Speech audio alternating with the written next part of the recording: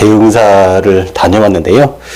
다녀온 후기하고 좀 특이한 부분을 얘기를 전달을 해드리도록 하겠습니다. 저희가 하는 불교는 정법불교가 아닙니다. 정법불교가 아니고 쉽게 얘기하면 무당불교입니다. 무당불교고요. 무속적인 성향이 있고 무속적인 성향을 바탕으로 불교를 이해하고 그걸 통해서 불교를 우리가 신앙하는 거나 쓰는 것도 뭔가 무속적인 방편으로 이렇게 불교를 하기 때문에 우리가 보통 얘기하는 참선, 우리가 얘기하면 정법 이런 쪽은 아닙니다. 그리고 저도 그것을 추구하고 싶은 생각이 없습니다. 추구하고 싶은 생각이 없고 무당불교를 추구를 합니다. 그리고 지금 대흥사에서 동영상 하나 올린 것도 있지만 지금부터 역시 하는 얘기는 저의 순전히 개인적인 주관이죠. 주관 자막 딱 놓고 이렇게 하고요. 현재 불교에서 얘기하는 정법불교, 석가모니 근본 가르침 이거랑 좀 거리가 있다. 요 얘기 좀 전해드리도록 하겠습니다. 늘상 하는 건데 뭘 새삼스럽게 갑자기 이런 얘기 하냐 그런 생각을 하는데 오히려 더 우리의 정체성을 더 딱 정의하는 게 좋을 것 같다 이런 얘기를 드립니다. 대흥사는 저한테는 이제 쉽게 얘기하면 무속적인 개념으로 보면 본향산입니다. 두륜산이 저의 이제 본향산이고요. 저희 이제 외가가 해남 읍에서 원래 있으셨다가 이제 활동을 하신 지역이기 때문에 더욱이 외가로 봐도 본향산이고요. 친가로 봐도 거기가 틀이기 때문에 본향입니다. 물론 여기 한양에 계시다가 부임하셔가지고 이제 계속 뿌리를 내린 세월이 좀 있지만 어쨌든 그래서 대흥사 그리고 두륜사는 이제 저의 본향입니다. 그렇지만 본향이라고 해서 그렇게 산신에 크게 감흥이 역시 있었던 거는 아니고요. 대흥사에 가게 된 이유는 순전히 서산대사 때문입니다. 또 서산대사 진언을 하고 뭔가 어떤 큰 좋은 반응을 얻었지만 초이스가 좀 안 나와서 그래 좀 정리하자 내렸다가 다시 요청이 있었고 다시 기도를 하시면서부터 사람들이 많이 상당히 좋아지는 부분이 있었고 그 전에 지공 법사 스님의 부도탑에서 기도를 하고 나서 큰 영적인 반응, 또 우리가 온라인에서 기도했던 어떤 거랑 실제로 가보니까 거의 동일한 영적인 구조를 보고 일단 대흥사도 한번 가야겠다 이렇게 마음을 먹고 그래서 대흥사에 가게 됐습니다. 그리고 이제 대흥사에 보면 입구에 절 들어가기 전에 부도탑이 이렇게 쫙 있는데요. 거기에 이제 대흥사의 서산대사 탑이 있었고요. 일단 거기 들여다보고 잠깐 인사드리고 절 안에 들어가면 거기에 이제 따로 부도탑으로 모셔져 있는 부분에서 제가 라이브로 기도를 올렸고요. 사명대사 같은 경우는 굉장히 그때는 오유 엄청나고 파워나 기운이 엄청난 어마어마한 신장, 장군 같은 또 그런 기운 또 몇 번 다 같이 때는 위 어떤 불보살 같은 분도 이렇게 뵀습니다.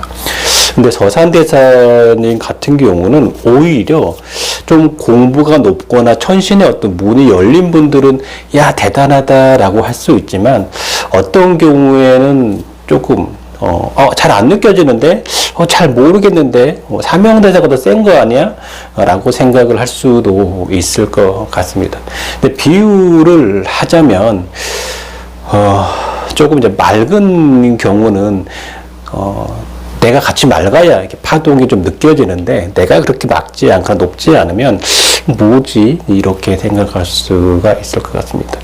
그래서 뭔가 저기 높은 어떤 하늘 세계, 어떤 수미산 같은 어떤 천산 같은 이런 데 오르시고 천계에 어떤 계신 것도 같고 어떤 그 연화생 대사 있잖아요. 제2의 부처라고 하는 빠드마산바와 같은 어떤 그런 경지나 단계에서 무지개가 이렇게 온 세상으로 이렇게 퍼지고 이런 거의 뭐 부처에 준하는 이런 경지에 계시는 것 같다. 이런 느낌을 많이 받았는데, 제가 기도하기 전에 이제 저희 회원님께서 기도를 하시고 문자를 보냈어요.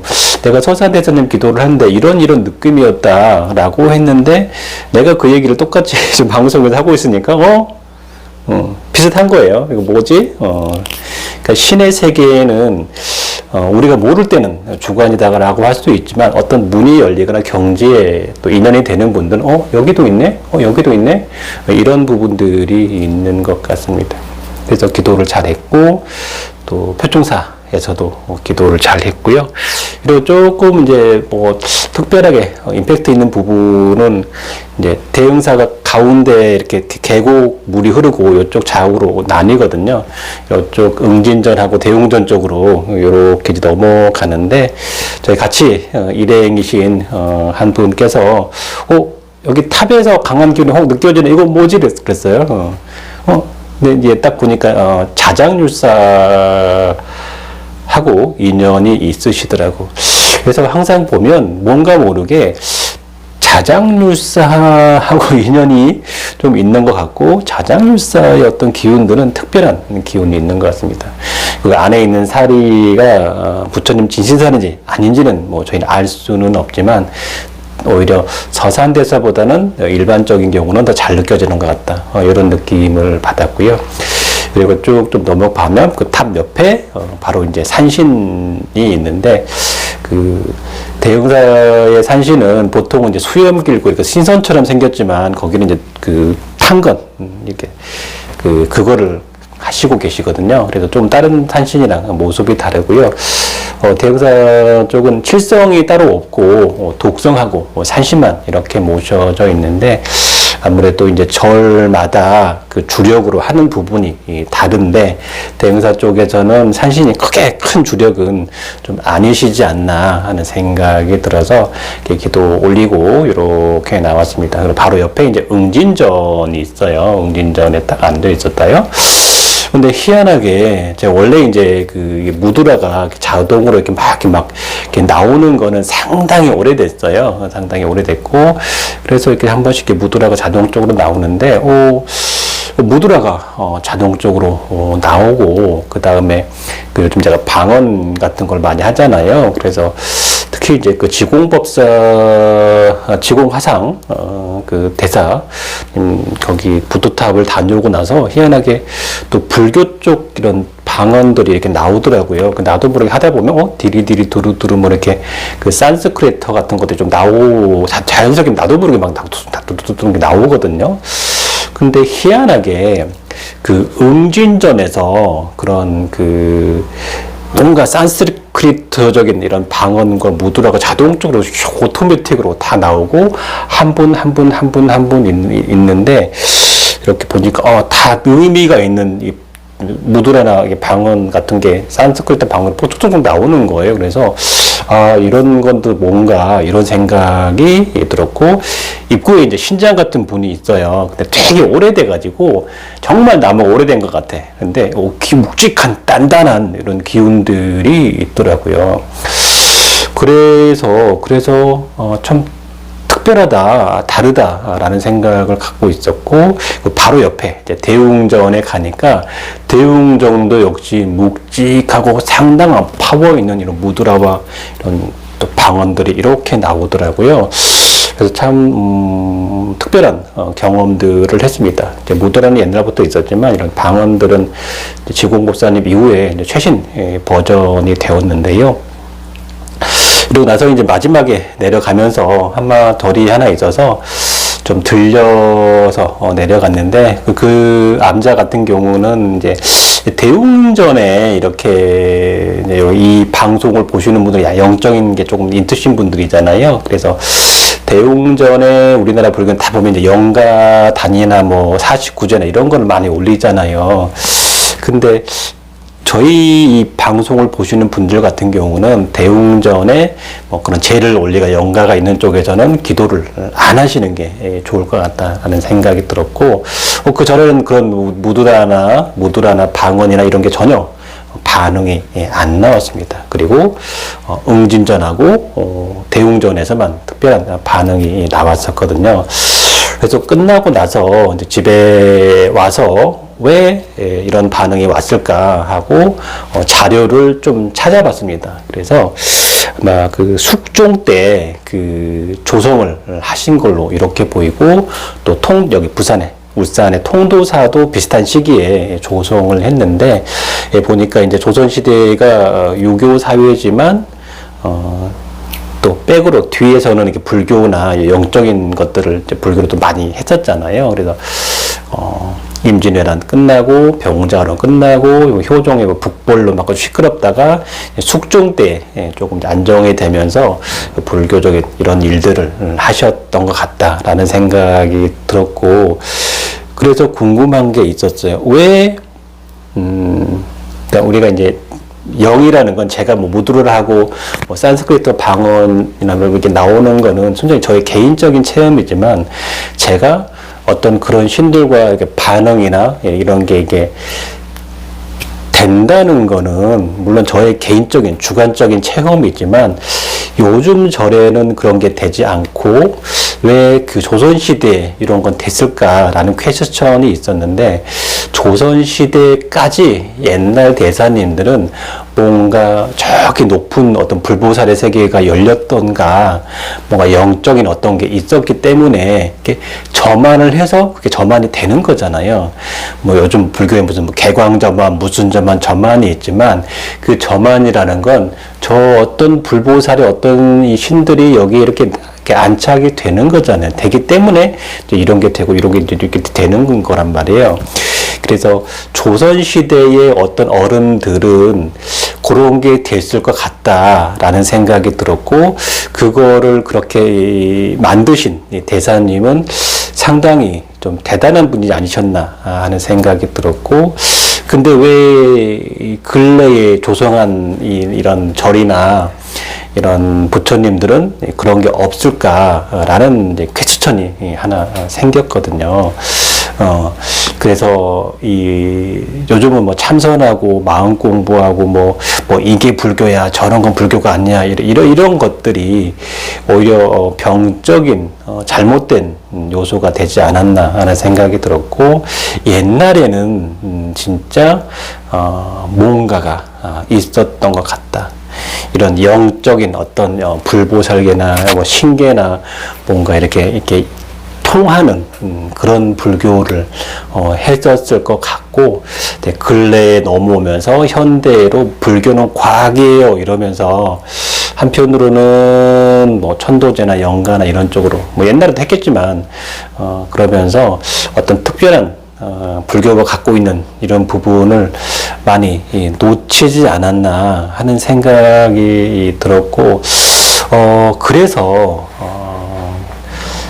이제 다른 어떤 옛날에 오래된 절 중에서 뭐 오래된 절 있잖아요. 조선시대 때 조성한 그런 시대의 대웅전이나 응진전을 한번 다시 방문해서 한번 이렇게 다시 보면 똑같이 그런 반응이 나올까 이런 생각이 들었습니다.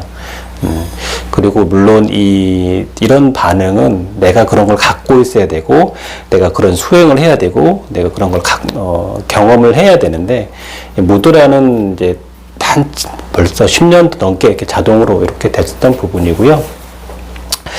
이제 방언 같은 경우도 이제 산스크리트 방언 이렇게 나오는 부분은 이제 최근 버전인데, 요 방언하고 무드라고는 세트로 같이 나오는 것 같습니다. 여기 보면 저도 뭐다 전생에 뭐가 좀 있었지 않았나 하는 뭐 그런 상상을 해보는데요. 그래서 앞으로 뭐 인연 있는 분들 중에 좀 기회가 된다면 이런 부분도 좀 열거나 좀 전수를 좀 해서 기도하는데 좀 도움이 되지 않겠나 하는 생각이 들었습니다.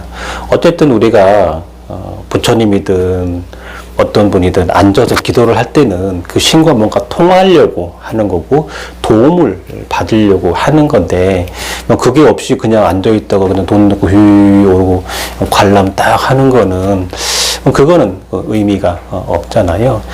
요즘은 어떤 게 불교냐 이런 얘기들을 많이 하는데 그러니까 저는 아까 초두에서 말씀드렸듯이 이것은 무당 불교입니다. 우리는 정법 불교가 아닙니다.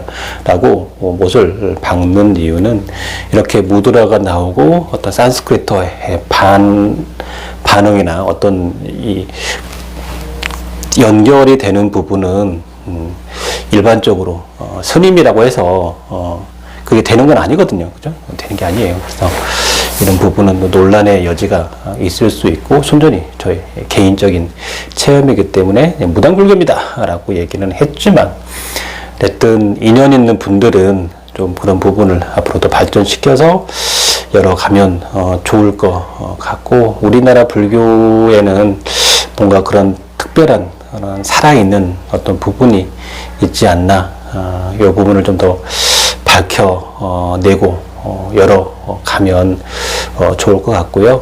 물론 그거 해서 뭐해? 그죠? 그거 해서 뭐 할 건데 우리 스님도 아니고 그죠?